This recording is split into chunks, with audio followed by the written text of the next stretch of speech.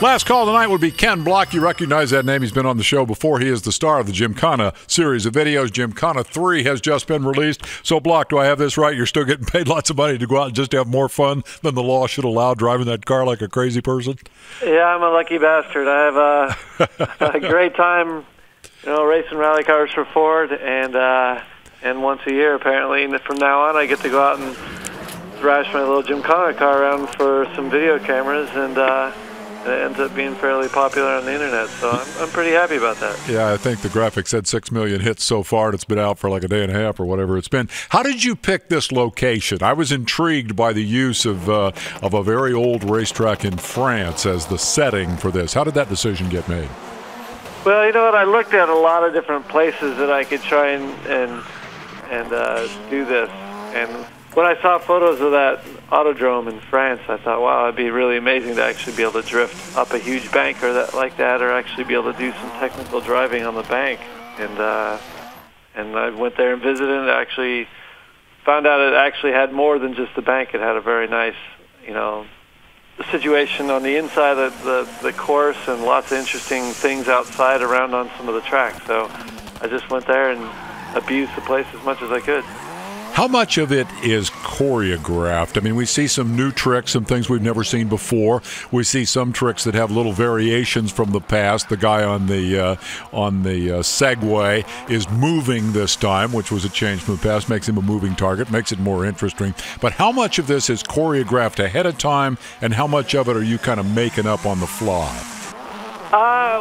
Actually, to tell you the truth, it's all thought of out very meticulously beforehand, or at least as much as I can. Mm-hmm. Because there's always stuff in my head of things that I'd like to do with the car, and finding a place like that with little jumps and obviously the bank and different types of situations all around that track just made it really fun for me to plan out and try and do better than I've done in the past videos, which is actually pretty difficult.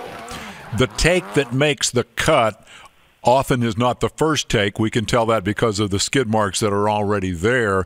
Do you have to do some of these things over and over and over to get them right? Do you hit the wall sometimes and have to go fix the car or get another car? How does that all work? Well, the thing is, a lot of the stuff I typically can do in 1 or 2 tries, but the idea is to showcase the best shot humanly possible. Sure. Within reason, of course. So we have limited time, like we only had a couple days there at the track in which we could film. So I try and do everything as quick as I can and do it the best that I can. And sometimes it literally can take 2 tries, and sometimes it can take 10. Do you have a favorite trick, a favorite thing in this video, your moment that you like best? The last major trick in that, which was sliding up and around the cone on the 51-degree bank. That was the hardest thing that I've really probably ever done in a car. So that's actually my favorite in there. And the reason why it was so hard is because, the banking being 51 degrees, when I start at the bottom of that, especially when I come up it sideways, I can't actually see the top of the bank, because I have a roof above me, and there's also, the visor on the windshield, and then also my seating position so far back in the car that it just made it very, very difficult, and I had to do most of it by feel. Doing it a couple times, I had to start to get the feel and then move further and further up the bank. So it was really fun, but really difficult. But I guess the difficulty made it even more fun, because once I was able to do it the way I wanted to do it, it was a great feeling.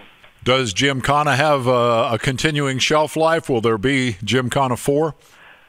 I'm not really sure. I really enjoy making those videos, but I also realize I probably can't make them forever, although it would be really fun.